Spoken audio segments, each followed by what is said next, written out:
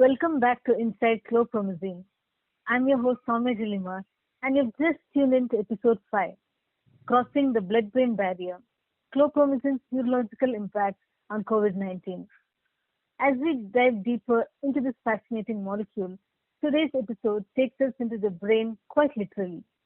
We have been discussing chlorpromazine's ability to cross the blood-brain barrier and how that could have implications for the neurological symptoms often observed in COVID-19 patients, including what's been described as brain fog, loss of smell, and even neuroinflammation.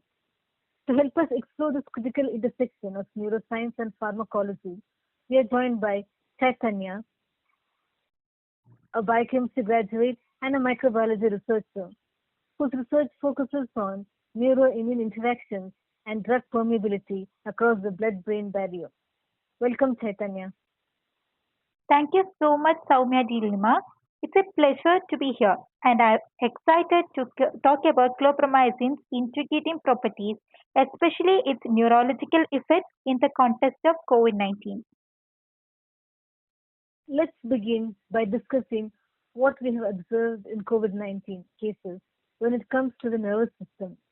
What kinds of neurological symptoms have patients experienced? From the early days of the pandemic, it became clear that SARS-CoV-2 wasn't just a respiratory virus. Many patients reported neurological symptoms, from mild headaches and dizziness to severe manifestations like stroke, seizures, and peripheral neuropathy. One of the more common yet puzzling symptoms is brain fog, a vague term that includes memory lapses, difficulty in concentrating, and slow thinking. A critical concern have been how the virus or the inflammation it triggers can affect the central nervous system. This brings us to the blood-brain barrier and drugs like chlorpromazine. So, for our listeners, could you explain what exactly is blood-brain barrier and why is it matters?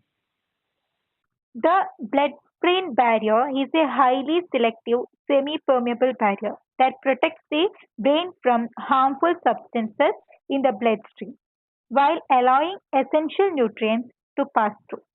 It's like the brain's private security system. The challenge with treating brain related illness is that many drugs can't cross the blood brain barrier. They are simply blocked out. Chlorpromazine, however, can cross this barrier. That's part of why it's effective as an antipsychotic. It targets dopamine receptor in the brain, but now researchers are interested in how this ability to could help address the neurological impact of COVID-19. So, how does chlorpromazine's presence in the brain tie into COVID-19? What's the potential benefit here? It's a multifaceted benefit. First, since COVID-19 can cause neuroinflammation, either from direct viral infection or from systematic inflammation, drugs that reduce the inflammation in the brain are highly desirable. Chlorpromazine has been shown to reduce neuroinflammation by inhibiting microglial activation. These are immune cells in the brain that, when overreacted, contribute to neurological damage.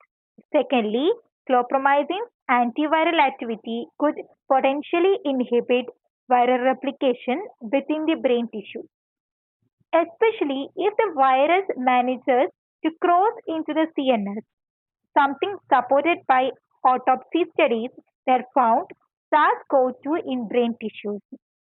And thirdly, there is a regulation of neurotransmitter systems.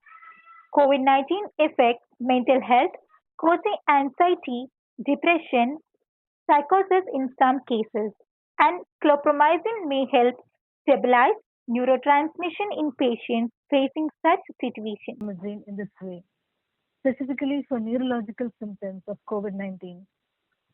Yes, definitely.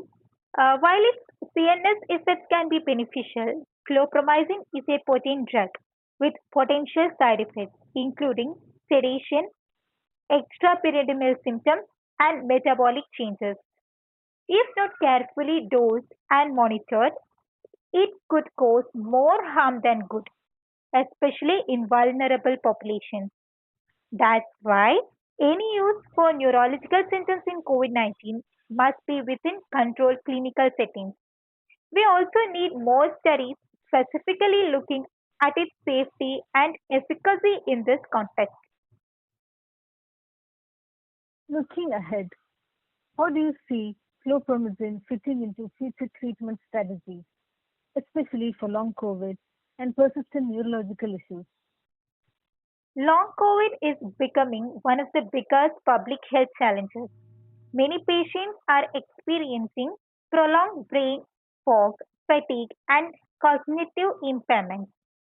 If chlorpromazine or its derivatives can be proven safe and effective in reducing neuroinflammation and aiding recovery of neural circuits, it could become a part of a neuroprotective treatment strategy.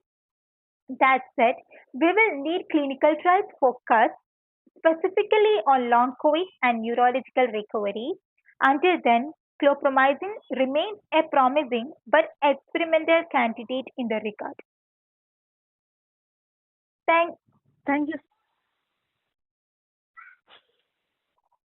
thank you so much, Chaitanya. This was truly enlightening conversation. Chlorpromazine's ability to cross the blood-brain barrier opens up as a fascinating realm of possibilities, especially as we try to better understand and treat the neurological tool of COVID-19. thank you, Sowmya Dilemma. It was a pleasure to be here and share this evolving science with your listeners. Thank you.